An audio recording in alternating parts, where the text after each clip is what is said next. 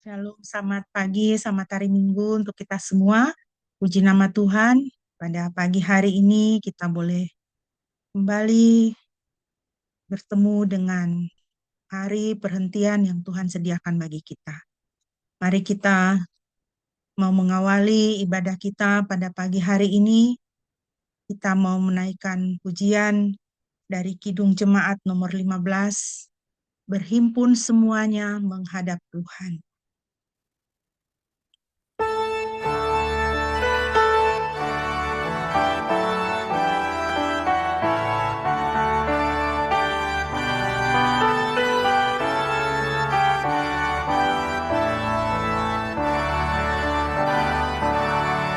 Berhimpun semua menghadap Tuhan dan pujilah Dia pemurah benar.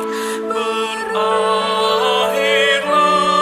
segala pergumulan, diganti kedamaian yang besar.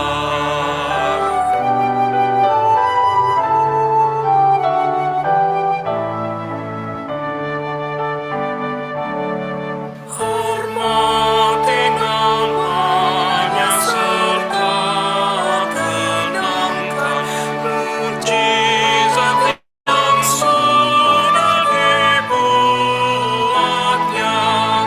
Hendaklah terus syukur engkau nyatakan di jalan hidupmu seluruhnya.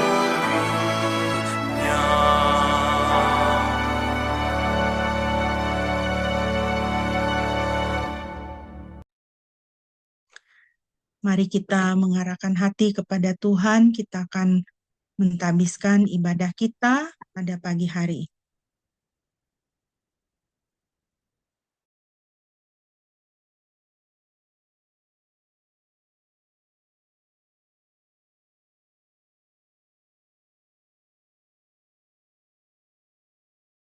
Ibadah kita pada pagi hari ini hanya boleh jadi di dalam nama Tuhan Tritunggal yang Kudus, Bapa, Putra, dan Roh Kudus. Kasih karunia-Nya menyertai kita sekalian. Haleluya.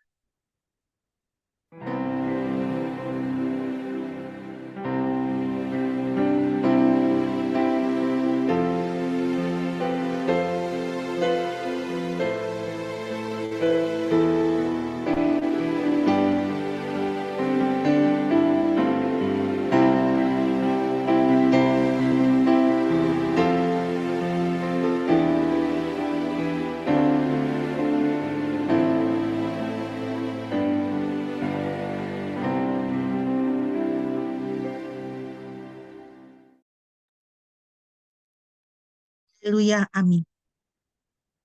Nats pembimbing kita pada pagi hari ini terambil dari Mazmur 34 ayat 8 dan ayat 9. Mazmur pasal 34 ayat 8 dan ayat 9, demikian firman Tuhan. Malaikat Yahweh berkemah di sekeliling mereka yang hormat akan Dia, dan Dia membebaskannya. Rasakanlah dan lihatlah bahwa Yahweh itu baik, berbahagialah orang yang berlindung kepadanya. Puji nama Tuhan. Kekasih-kekasih Tuhan, biarlah firman Tuhan ini boleh kita alami dalam kehidupan kita, di dalam perjalanan kita mengikuti Tuhan Yesus Kristus, Tuhan dan Juru Selamat kita. Di mana kita boleh melihat kebaikan-kebaikan Tuhan di dalam kehidupan kita. Di mana kita boleh mengalami bagaimana perlindungan Tuhan itu sempurna di dalam kehidupan kita.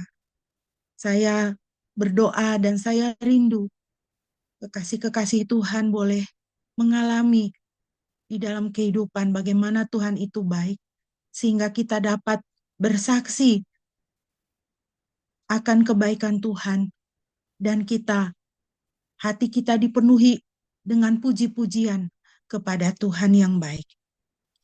Mari kita selengkapnya akan bermazmur bagi Tuhan dari Mazmur 34 ayat 2 sampai dengan ayat yang ke-10. Mazmur 34 ayat 2 sampai ayat 10. Dan saya minta kesediaan Orason untuk bisa memimpin pembacaan Mazmur bagi kita dari Mazmur 34 ayat 2 sampai dengan ayat 10. Aku akan memberkati Yahweh sepanjang waktu, pujian kepadanya senantiasa ada di mulutku. Jiwaku akan bermegah dalam Yahweh, orang yang rendah hati akan mendengar dan bersuka cita. Muliakanlah Yahweh bersamaku, dan marilah kita meninggikan namanya bersama-sama. Aku mencari Yahweh, dan dia menjawab aku, dan membebaskan aku dari segala ketakutanku. Mereka yang memandang kepadanya akan bersinar, dan wajahnya tidak akan malu. Orang miskin itu berseru dan Yahweh mendengarnya dan menyelamatkannya dari segala kesukaran. Malaikat Yahweh berkemah di sekeliling mereka yang hormat akan dia dan dia merasakan. Rasakanlah dan lihatlah bahwa Yahweh itu baik. Berbahagialah orang yang berlindung kepadanya. Hormatlah pada Yahweh, hai orang-orang yang kudus, karena mereka yang hormat akan dia tidak akan berkekurangan. Titik. Haleluya, puji nama Tuhan. Malaikat Yahweh berkemah di sekeliling mereka yang hormat akan dia dan dia membebaskannya. Di dalam tangan pemeliharaan Tuhan ada keselamatan dan perlindungan. Mari kita memuji Tuhan dengan menaikkan pujian selamat di tangan Yesus dan kita akan mempersiapkan diri untuk merenungkan firman Tuhan.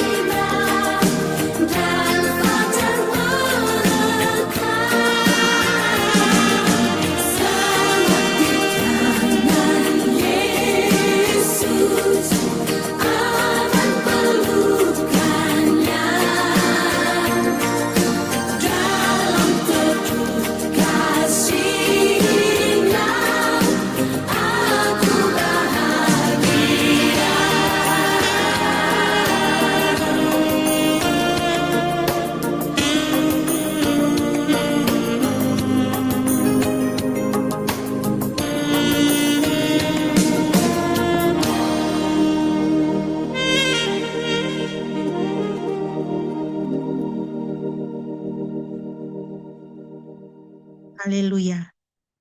Selamat di tangan Yesus, dalam teduh kasih-Nya, aku bahagia. Mari kita membaca bagian firman Tuhan untuk kita pada pagi hari ini, yang terambil dari Mazmur 119, ayat 1 sampai dengan ayatnya yang ke-11. Mazmur 119, ayat 1 sampai 11, saya akan membacakan firman Tuhan ini bagi kita sekalian. Berbahagialah orang yang dalam jalannya berjalan menurut Taurat Yahweh. Berbahagialah mereka yang memelihara kesaksiannya dan yang mencari Dia dengan sepenuh hati. Mereka juga tidak melakukan perbuatan yang jahat, mereka hidup menurut jalan-jalannya. Engkau telah memerintahkan untuk memelihara ketetapan-ketetapan-Mu dengan setia. Oh, kiranya jalan-jalanku diteguhkan untuk memelihara ketetapan-ketetapan-Mu. Maka aku tidak akan malu apabila aku memperhatikan semua perintah-perintah-Mu. Aku akan menyanjung Engkau dengan ketulusan hati ketika aku mempelajari keputusan-keputusan-Mu yang benar. Aku akan memelihara ketetapan-ketetapan-Mu, janganlah meninggalkan aku sama sekali. Ayat 9. Dengan apakah seorang muda dapat memelihara jalannya tetap bersih? Dengan menjaganya sesuai dengan firman. Aku telah mencari Engkau dengan sepenuh hatiku.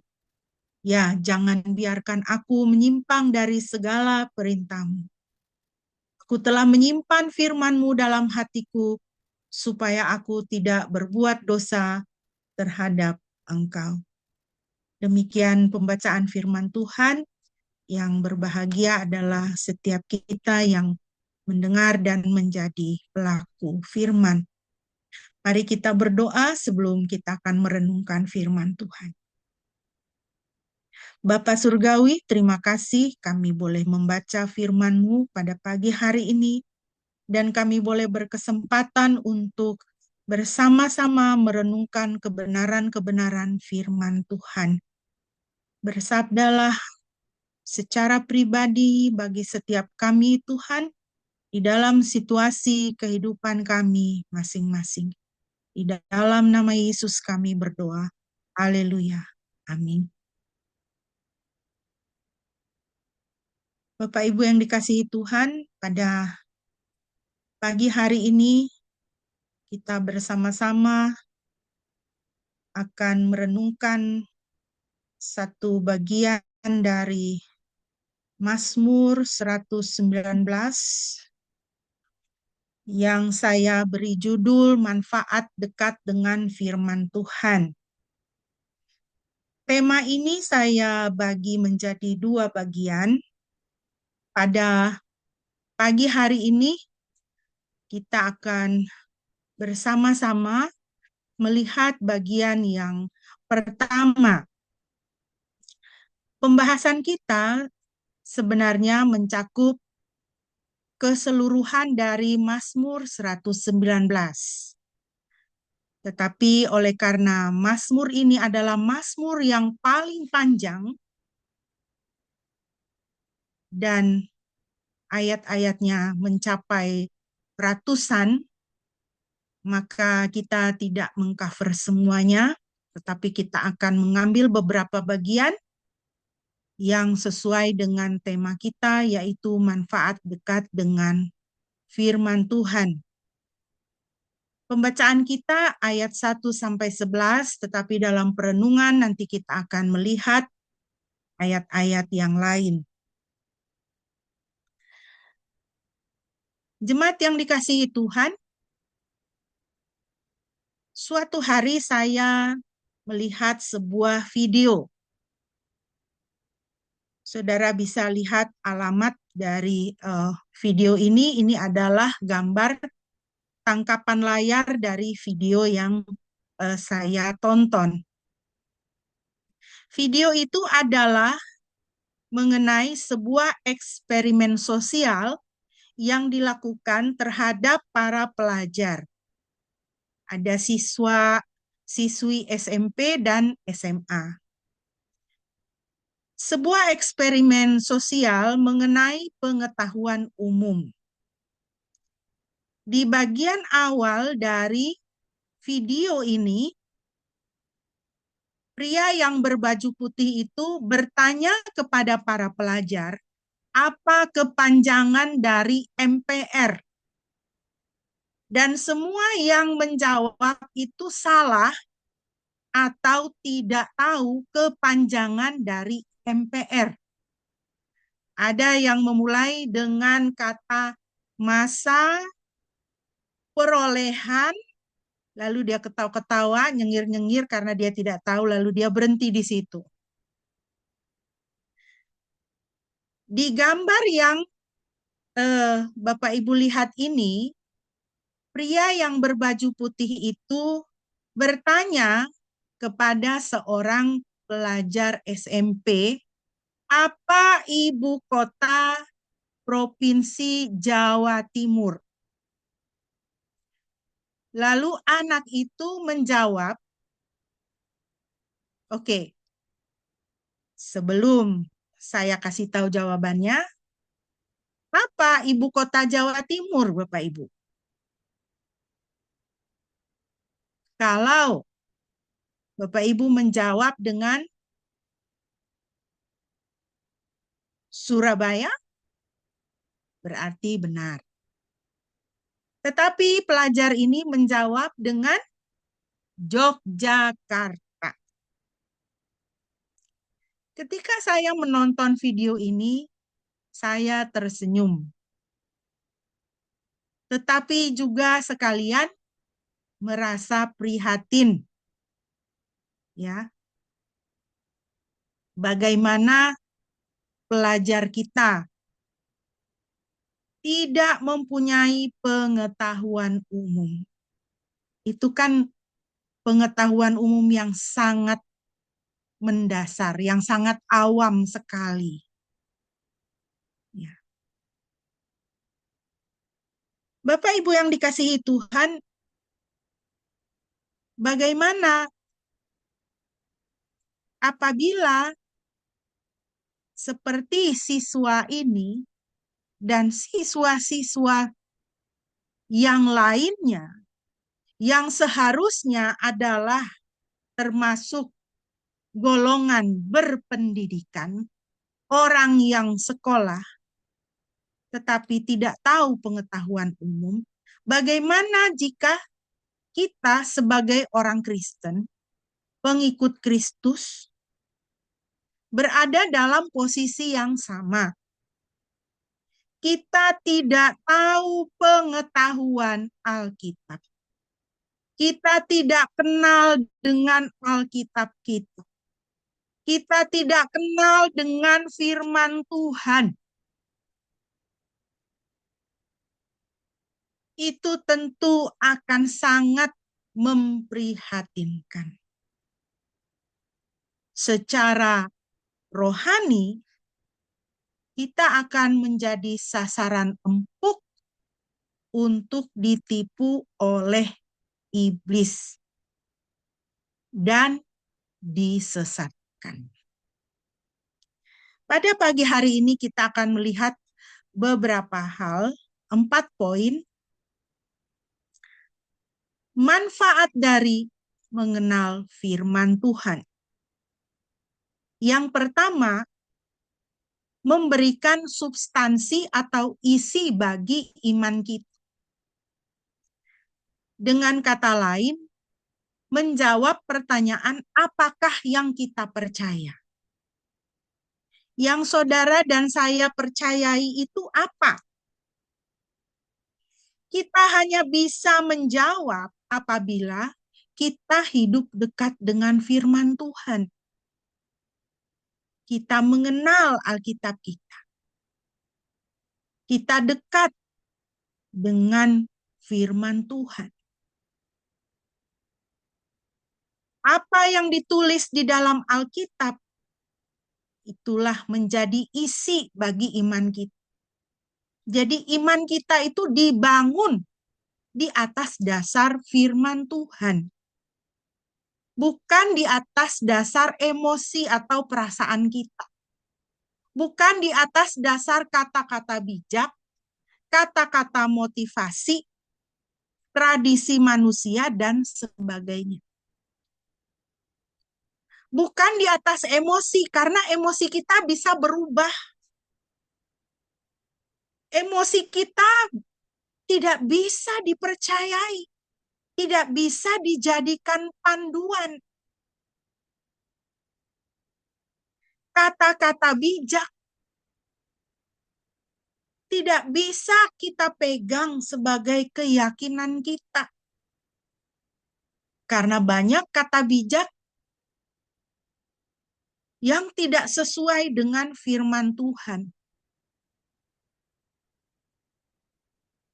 Contoh, satu kata bijak, percayalah kepada dirimu sendiri. Trust in yourself. Alkitab tidak mengajarkan kita untuk percaya kepada diri kita sendiri. Alkitab mengajar kita untuk percaya kepada Tuhan, untuk mengandalkan Tuhan, bukan kepintaran kita. Keyakinan kita tidak bisa dibangun atas dasar tradisi manusia. Karena tradisi manusia banyak yang juga tidak sesuai dengan firman Tuhan. Tradisi manusia juga banyak melanggar hak-hak asasi manusia. Tradisi manusia juga banyak merendahkan dan melecehkan sesama manusia. Kita bisa melihat itu di dalam adat istiadat budaya yang berlaku di dalam suku kita masing-masing, misalnya. Di dalam suku saya, itu sangat dikenal, misalnya di dalam adat istiadat pengaturan tradisi mengenai perkawinan, di mana seorang perempuan dihargai dengan banyaknya belis atau mas kawin. Sehingga ini kemudian bisa dan sangat besar kemungkinan untuk mengarah kepada, dalam tanda petik, menjual anak perempuannya ke dalam pernikahan, ke dalam perkawinan. Sehingga ketika belis atau mas kawin sudah lunas dibayar, belis dengan harga dan jumlah yang fantastis, maka dianggap si perempuan ini sudah dibeli dan bisa diperlakukan dengan semena-mena. Isi dari iman kita adalah firman Tuhan. Karena firman Tuhan adalah kebenaran yang absolut dan tidak berubah-ubah. Kebenaran yang asalnya dari Tuhan sendiri, Tuhan yang maha baik, Tuhan yang maha kudus, Tuhan yang maha kasih, yang mengasihi saudara dan saya. Sehingga kita mempunyai pegangan yang kokoh, yang kuat dan pasti di dalam kehidupan kita. Kita tidak menjadi orang atau pemercaya yang kosong, tetapi ada isinya. Saudara lihat gambar ini adalah gambar foto pantai, sebuah situs, sebuah tempat, satu pantai yang ada di tanah timur. Begitu indah, bukan? Kita lihat dari luar, begitu indah. Lautnya, air lautnya berwarna biru terang, tenang. Tetapi bukan hanya dari luar dia indah, di dalam juga indah. Karena ada kehidupan di dalamnya. Ada berbagai macam makhluk hidup di dalamnya yang mendukung dan membuat pantai ini menjadi pantai yang sangat indah. Seperti itulah kehidupan kita sebagai orang-orang Kristen. Kita bukan hanya harus terlihat indah dipandang orang. Ya. Keindahan, keyakinan kita itu karena apa? Karena ada isinya. Isinya yaitu Kristus sendiri. Kristus dan firman-Nya yang bertahta di dalam kehidupan kita. Kita lihat isi dari iman kita sudah dirangkumkan di dalam pengakuan iman rasuli yang setiap hari Minggu kita mengucapkannya di semua gereja, di tiap ibadah. Ini saya hanya memberikan sebagian. Mungkin satu kali nanti kita akan membahas mengenai pengakuan iman rasuli. Karena pernah ada yang bertanya kepada saya dan berkata, mengapa kita tidak pernah membahas pengakuan iman rasuli di khotbah-khotbah minggu di gereja? Mari nanti satu waktu kita akan membahas ini. Sebenarnya ini pelajaran katekesasi CD kan. Tapi sudah berapa tahun CD berlalu, ya kan? CD umur berapa? 17? Saya CD umur 17. Saya sekarang umur 56. Saudara umur berapa waktu di CD? Saudara masih ingat pelajaran kesasi? Yang diulang tiap minggu sekarang tinggal pengakuan iman rasuli, ya. Coba kita lihat, kita mulai dengan aku percaya kepada Elohim Bapa yang Maha Kuasa, Khalik langit dan bumi. Ini isi dari iman kita, bahwa kita percaya kepada Elohim, Elohim Bapa yang Maha Kuasa. Bagaimana dia bisa menjadi Bapa yang Maha Kuasa, Khalik langit dan bumi? Elohim yang Maha Kuasa ini menjadi Bapa kita. Oleh karena Yesus Kristus, Tuhan dan Juru Selamat, yang telah melakukan karya penebusan, Putra Tunggal Bapa diberikan supaya kita bisa menjadi anak-anak dari Bapa Sorgawi.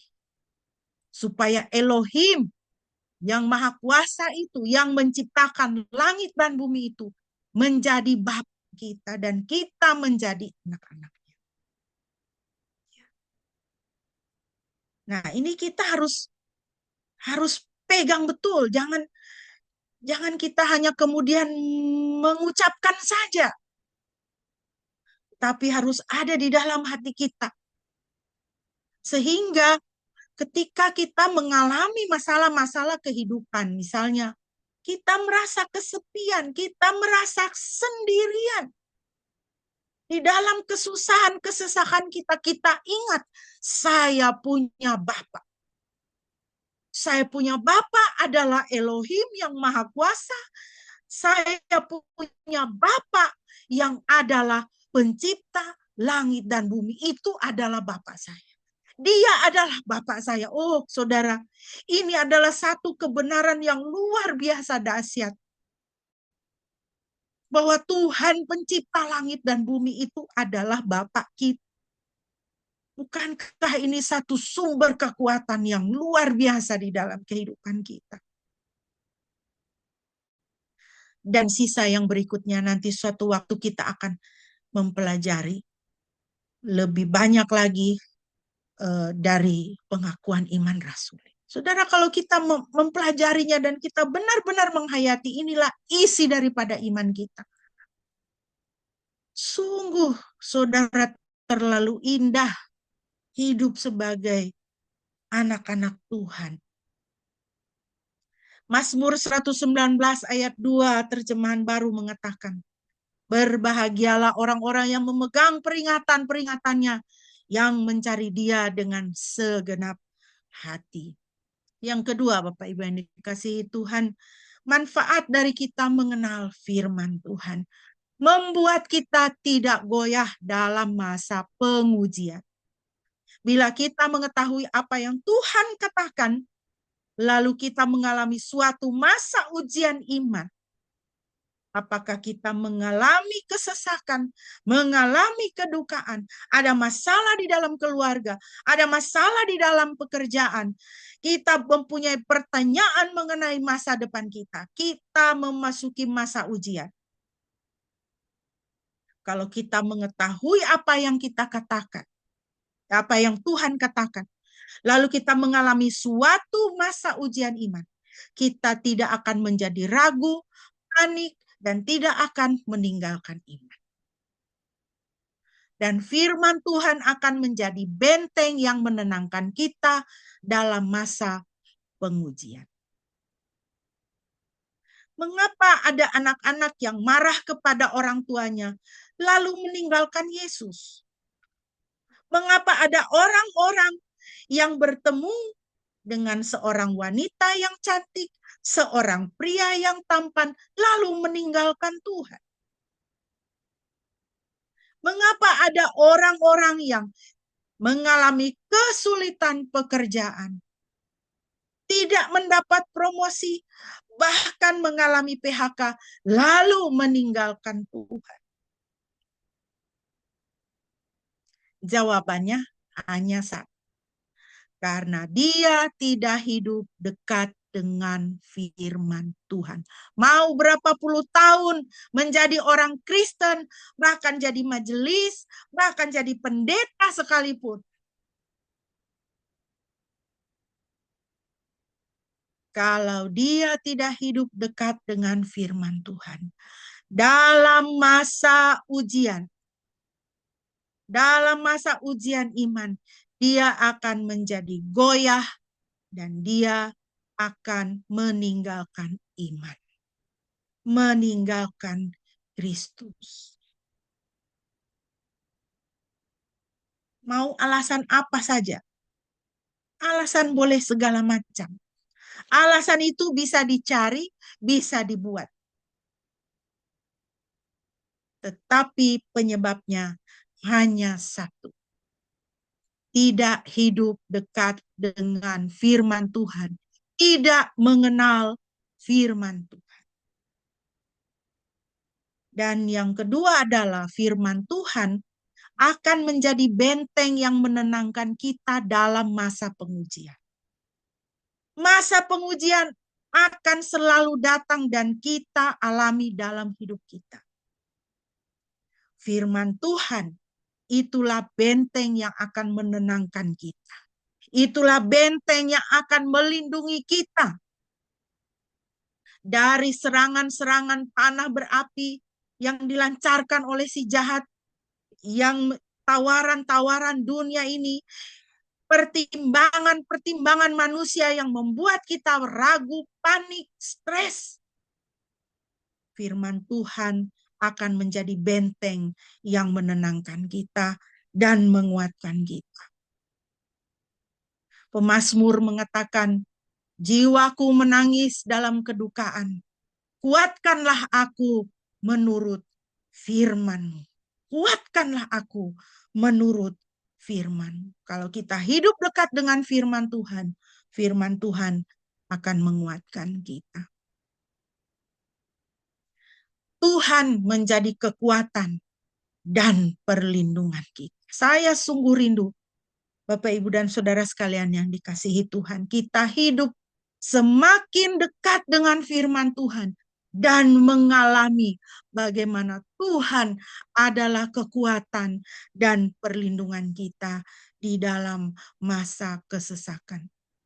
Yang ketiga, manfaat dari mengenal firman Tuhan memampukan kita memiliki pengetahuan Alkitab secara akurat. Orang Kristen perlu belajar doktrin kekristenan secara benar, setidaknya berkenaan dengan tema-tema umum dalam Alkitab, seperti baptisan, anugerah, sakramen, keselamatan, akhir zaman, dan sebagainya. Jangan kita masih bertanya, dibaptis kapan? Berapa kali dibaptis? Anugerah itu apa? Sakramen itu apa saja? Bagaimana dengan keselamatan? Bagaimana saya bisa yakin saya sudah diselamatkan? Akhir zaman itu bagaimana? Setidaknya kita harus belajar mengenai doktrin kekristenan secara benar. Supaya kita jangan salah dan disesatkan oleh si jahat. Jadi jangan berpuas diri hanya menjadi orang Kristen awam. Yang penting saya ke gereja. Yang penting saya baik. Yang penting saya udah bayar perpuluhan. Setia, puasa, doa, saat teduh. Saya nggak bikin masalah ke orang. Kita harus belajar untuk lebih memahami apa yang diajarkan di dalam kekristenan mengenai hal-hal yang umum seperti yang sudah saya sampaikan di sini. Dan ini sebenarnya menunjukkan tingkat pertumbuhan kerohanian kita. Seiring dengan pertumbuhan kerohanian kita, kita memerlukan makanan yang lebih padat. Bayi itu tidak menjadi bayi terus. Ketika dia masih bayi, dia minum susu. Tetapi dia bertumbuh menjadi dewasa. Menjadi batita, menjadi balita, menjadi anak-anak. Dia tidak bisa minum susu terus. Dia membutuhkan makanan yang lebih padat. Mazmur 119 ayat 33. Kerinduan pemazmur adalah, ya Yahweh, ajarilah aku jalan ketetapan-ketetapanmu, dan aku akan memeliharanya sampai akhir. Kita harus punya kerinduan ini dalam hidup kita. Tuhan, ajarilah aku ketetapan-ketetapanmu. Ajarilah aku perintah-perintah. Di dalam Ibrani 5, 13, 14 dikatakan, setiap orang yang masih membutuhkan susu, ia masih kanak-kanak dan tidak cakap dalam ajaran firman kebenaran. Tetapi makanan keras adalah untuk orang dewasa, yaitu mereka yang memiliki kepekaan yang terlatih, sehingga dapat mengenal yang baik dan yang jahat. Jadi pertanyaannya untuk kita pada pagi hari ini, Bapak Ibu, apakah kita ini masih kanak-kanak rohani? Kalau kita masih kanak-kanak rohani, kita membutuhkan susu. Tetapi makanan keras adalah untuk orang dewasa. Tuhan menghendaki supaya kerohanian kita itu bertumbuh. Jangan terus-menerus menjadi kanak-kanak rohani. Kita sudah meninggalkan tahun 2025 dan masuk ke dalam tahun 2026. Apakah ketika tahun 2025 kita masih kanak-kanak rohani, apakah kita mau bertumbuh di dalam tahun 2026 ini? Mari bertumbuh, saudara. Jangan tetap diam dalam status sebagai kanak-kanak rohani. Ya pokoknya saya inilah baik-baik aja lah sama orang ya. Hidup baik-baik gitu. Seperti petani ini ya. Demikianlah Tuhan memperhatikan kita. Dan Tuhan menginginkan pertumbuhan kita. Karena itu sejak kami mendengarnya, Kolose 1:9-10, kami tidak henti-hentinya berdoa bagi kamu dan memohon agar kamu dapat dipenuhi dengan segala hikmat dan pengertian rohani tentang kehendak-Nya, supaya hidupmu berkenan dan menyenangkan hati Tuhan dan menghasilkan buah dalam setiap perbuatan baik dan bertumbuh dalam pengenalan akan Elohim. Jadi saudara, kalau kita mau menyenangkan hati Tuhan, hidup kita itu harus bertumbuh. Tuhan ingin dan Tuhan senang kalau Dia melihat kita bertumbuh dalam pengenalan kita akan Dia. Tuhan ingin dan Tuhan senang kalau kita bertumbuh dan semakin dipenuhi dengan segala hikmat dan pengertian rohani tentang kehendak Tuhan. Saya percaya bahwa inilah kehendak Tuhan untuk saudara dan saya di tahun 2026 ini. Yang keempat, yang terakhir, manfaat dari mengenal firman Tuhan atau hidup dekat dengan firman Tuhan adalah melengkapi kita untuk mendeteksi dan mengkonfrontir kesalahan atau ketidakbenaran. Jika kita tahu kebenaran, maka kita tidak akan mudah disesatkan dan tidak sulit untuk melihat ketidakbenaran. Ketidakbenaran itu akan selalu berubah bentuknya, macam-macam, variasinya macam-macam. Tetapi kalau kita tahu yang benar, itu ketidakbenaran itu modelnya apa saja, penyesatan itu modelnya apa saja, kita akan bisa langsung tahu, oh ini tidak benar, ini kepalsuan, ini kesalahan. Sama seperti kalau kita mengenal uang yang asli, kita benar-benar kenal uang yang asli, maka itu akan mempermudah kita untuk mengetahui uang yang palsu itu seperti apa. Jadi itu sangat penting dalam hidup kita. Kita mengenal dan hidup dekat dengan firman Tuhan. Mazmur 119 ayat 78. Biarlah orang yang sombong menjadi malu, karena mereka telah menyesatkan aku tanpa alasan. Namun aku akan merenungkan peraturan-peraturan. Nasihat dari Rasul Petrus.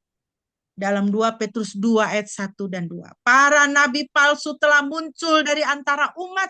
Demikian pula guru-guru palsu akan ada di antara kamu. Mereka akan mengajarkan pengajaran-pengajaran sesat yang membinasakan dan yang menyangkal Tuhan yang telah menebus mereka. Maka kebinasaan akan segera datang menimpa mereka. Banyak orang akan mengikuti jalan kebinasaan mereka dan jalan kebenaran akan dihujat. Selanjutnya, Rasul Petrus mengingatkan supaya kamu mengingat firman yang sebelumnya telah disampaikan oleh para nabi yang kudus, juga perintah Tuhan dan juru selamat yang disampaikan oleh para rasul. Terutama yang harus diketahui adalah bahwa pada hari-hari terakhir akan muncul para pengejek yang berjalan sesuai dengan keinginannya sendiri. Akan semakin banyak penyesat di hari-hari depan, akan semakin banyak pengejek di hari-hari depan. Posisi saudara dan saya bagaimana? Jangan lupakan firman Tuhan supaya kita bisa mengenali siapa-siapa dan apa-apa saja ketidakbenaran supaya kita jangan disesatkan. Saudara, ini sebuah gambar yang saya dapatkan dari medsos. Saudara, apa yang terjadi sekarang? Komunitas transgender mengklaim bahwa salib itu adalah simbol untuk huruf T. Huruf T adalah simbol bagi orang-orang trans. Sekarang saya mau bertanya kepada saudara sekalian. Bagaimana kita mesti bersikap? Apa yang kita pahami mengenai salib? Apa yang firman Tuhan katakan mengenai salib yang kita pakai di leher kita atau menjadi anting-anting kita atau di cincin kita atau digantung di rumah kita. Ketika kita berhadapan dengan penyesat seperti ini, apa yang mau kita sampaikan? Ketika mereka mengklaim bahwa salib adalah lambang huruf T, sebuah simbol bagi kaum trans.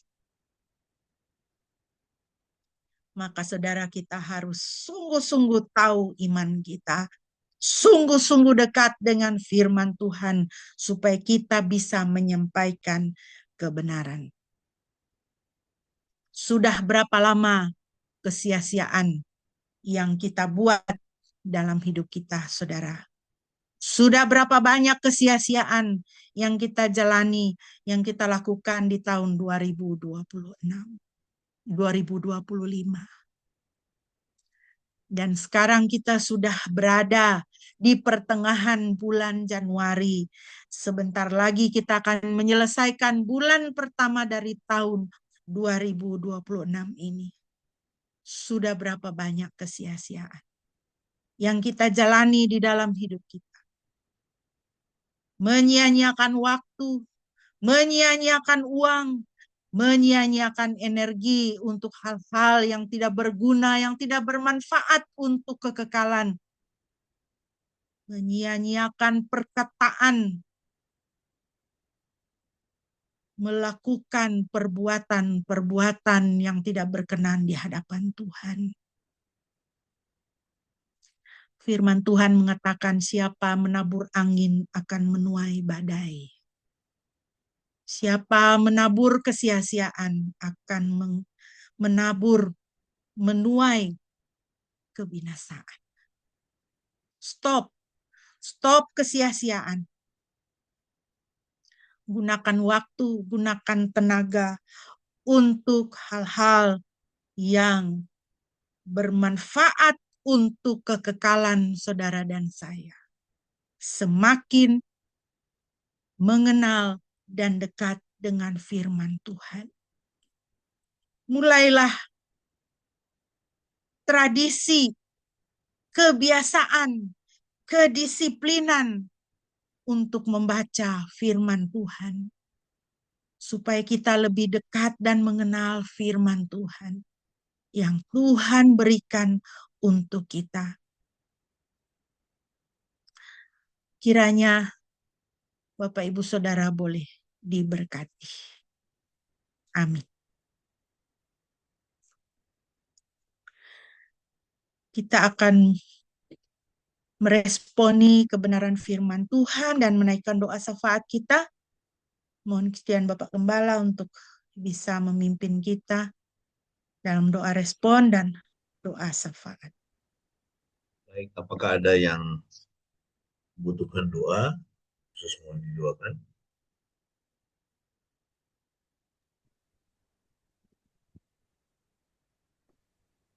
Buat pemulihan pasca operasi.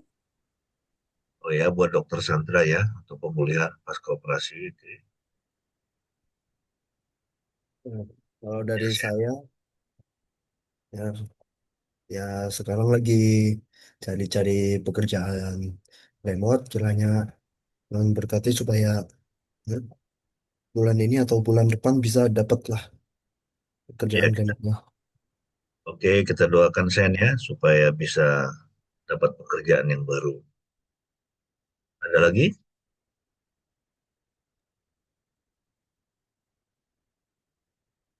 Baik, kalau tidak ada, mari kita bersatu dalam doa. Bapak, terima kasih buat firman-Mu. Kami,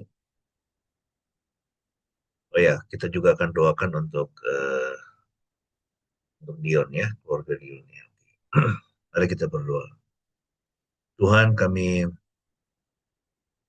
datang kepadamu pagi ini. Terima kasih buat firman-Mu yang mengingatkan kami betapa kami harus senantiasa dekat dengan firman-Mu, memahami firman-Mu, mengerti firman-Mu, karena firman-Mu itulah pelita bagi kaki kami dan terang bagi jalan kami, dan karena hanya melalui firman-Mu kami bisa mengenal Tuhan dan juga kehendak Tuhan, dan dapat berjalan di jalan-jalan-Mu.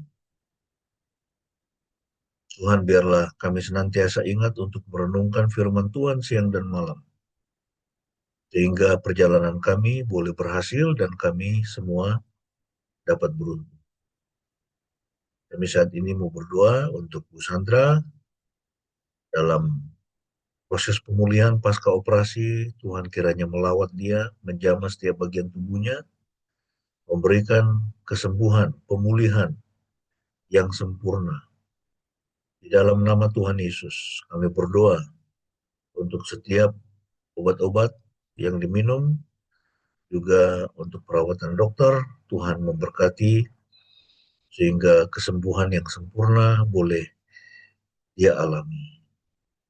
Kami serahkan Bu Sandra ke dalam tangan-Mu. Begitu juga untuk Shen yang rindu bisa mendapatkan pekerjaan yang baru, kerja remote atau apapun yang Tuhan mau arahkan dia. Tuhan kiranya buka jalan buat dia untuk mendapatkan pekerjaan yang terbaik, di mana dia bisa membangun kehidupannya dan juga membangun karirnya. Kami percaya Tuhan bahwa Engkau sanggup di tengah-tengah situasi di mana begitu sulit untuk mendapatkan pekerjaan. Tuhan, Engkau sanggup untuk membukakan jalan baginya. Kami juga berdoa secara khusus untuk keluarga dari saudara kami Dion, di tengah-tengah pergumulan, di tengah-tengah keluarganya yang penuh dengan masalah. Kami berdoa dalam nama Tuhan Yesus. Engkau hari ini menyatakan kuasa-Mu, dan Engkau hadir dengan kuasa Tuhan. Kami bersahati mendukung keluarga ini, menatang keluarga ini, dan membawa keluarga ini kepada Tuhan. Kiranya Tuhan Engkau menyatakan kuasa-Mu dan memulihkan keluarga ini. Kalau ada dosa-dosa yang belum diselesaikan, supaya setiap anggota keluarga mengakui dosa-dosa itu di hadapan Tuhan dan membereskannya. Untuk Dion sendiri, kami berdoa Tuhan, Engkau melawat tubuh, jiwa, dan rohnya. Mengangkat semua kegelisahan, ketakutan, kebingungan, dan semua pergumulannya pagi ini diganti dengan sukacita yang dari Tuhan. Diganti dengan damai sejahtera dari Tuhan. Tuhan Yesus sebelum naik ke surga, Engkau berkata, damai sejahtera akan kuberikan kepadamu, damai sejahtera akan kutinggalkan bagimu, dan apa yang kuberi tidak seperti yang diberikan oleh dunia kepadamu, karena itu janganlah gentar dan gelisah hatimu. Aku sudah mengalahkan maut, aku sudah mengalahkan kematian, aku sudah mengalahkan dosa. Terima kasih Tuhan Yesus, Engkau sudah mengalahkan dosa, Engkau sudah mengalahkan kepahitan, Engkau sudah mengalahkan ketidakmampuan untuk mengampuni, Engkau bahkan sudah mengalahkan kematian, mengalahkan maut, mengalahkan kubur. Terima kasih Tuhan, Kau nyatakan kuasa-Mu saat ini untuk keluarga kami, untuk keluarga dari Dion. Nyatakan kuasa-Mu hari ini. Dan juga buat siap kami dalam pergumulan kami masing-masing. Kau menolong kami Tuhan. Berkati pekerjaan kami semua supaya apapun yang kami pegang boleh berhasil, boleh diberkati oleh Tuhan. Dan juga mau berdoa Tuhan untuk anak-anak kami dalam masa studi mereka, baik yang di SD, SMP, SMA, bahkan sampai di perguruan tinggi. Tuhan menolong supaya mereka semua boleh berhasil dengan penghidupan mereka. Supaya anak-anak kami menjadi anak-anak yang kuat dan gagah perkasa. Dan Tuhan akan pakai untuk memuliakan Tuhan. Kami berdoa untuk situasi bangsa kami yang saat ini mengalami kesulitan dalam hal ekonomi, di mana ekonomi mengalami stagnan, begitu banyak orang yang menjual barang, tetapi semakin lama semakin sedikit yang membeli karena harga-harga yang mahal. Negara kami sedang mengalami inflasi dan juga keterpurukan rupiah, hutang. Kami berdoa supaya Tuhan menyatakan belas kasihan-Mu kepada bangsa kami, juga kepada pemimpin kami. Kau yang membuka jalan itu. Terima kasih Engkau memberikan jaminan kepada setiap kami di tengah-tengah situasi yang sulit sekalipun. Engkau hadir, Engkau akan menyertai kami, dan Engkau akan mencukupkan semua kebutuhan kami. Terima kasih Bapa. Karena kebenaran firman-Mu lah kami boleh menaikkan doa Bapa kami yang menjadi gambaran hubungan kami dengan Tuhan dan juga menjadi gambaran landasan bagaimana Tuhan akan memelihara dan mencukupkan semua kebutuhan kami. Mari kita bersama-sama menaikkan doa Bapa kami. Bapa kami yang di surga, dikuduskanlah nama-Mu, datanglah kerajaan-Mu, jadilah kehendak-Mu di bumi seperti di surga. Berikanlah kami pada hari ini makanan kami yang secukupnya, dan ampunilah kami akan kesalahan kami, seperti kami juga mengampuni orang yang bersalah kepada kami. Dan janganlah membawa kami ke dalam pencobaan, tapi lepaskanlah kami daripada yang jahat, karena Engkaulah yang mempunyai kerajaan dan kuasa dan kemuliaan sampai selama-lamanya. Amin. Amin. Amin. Baik, mari Bapak Ibu kita bersama-sama akan mengucapkan pengakuan iman rasuli, pengakuan iman kita.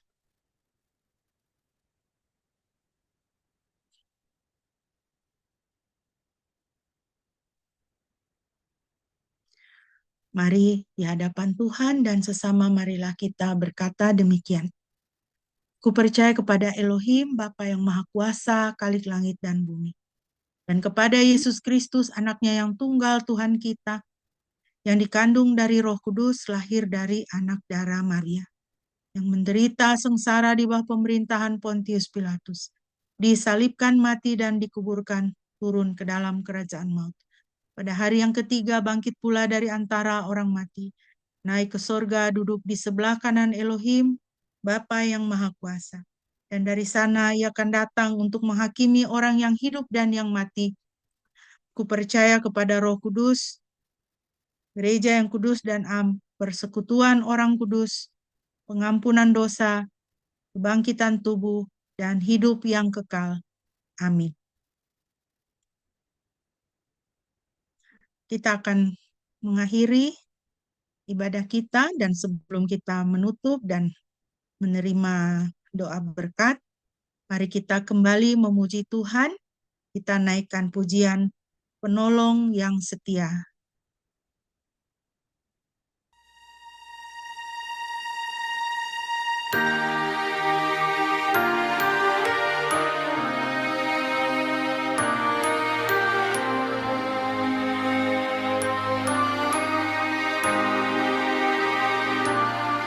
Saat ku berjalan,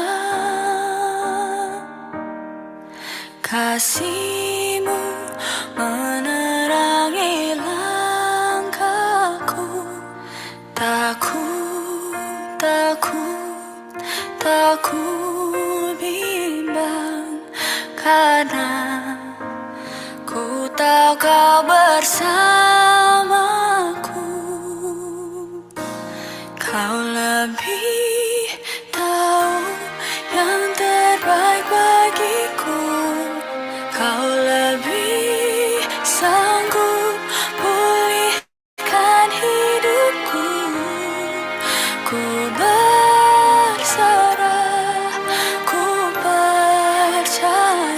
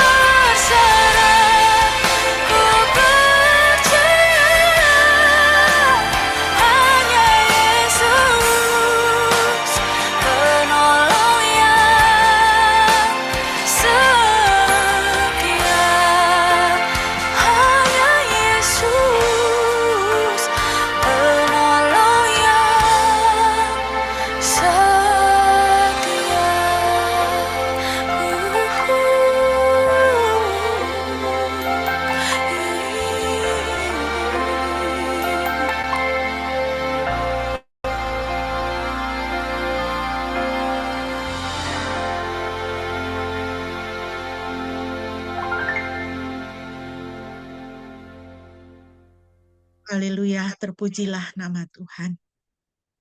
Kekasih-kekasih Tuhan, mari kita memasuki minggu yang baru di hadapan kita, minggu anugerah, minggu berkat, minggu pemeliharaan Tuhan bagi kita, dan kita yakin bahwa Tuhan adalah penolong kita yang setia, dan Dia akan menolong kita, dan Dia tidak pernah gagal. Sekarang arahkanlah hatimu kepada Tuhan dan terimalah berkat-Nya. Yahweh memberkati engkau dan memelihara engkau. Yahweh membuat wajah-Nya bersinar atasmu dan memberi engkau anugerah. Yahweh mengarahkan wajah-Nya kepadamu dan memberi engkau damai sejahtera. Pujilah Khalik semesta.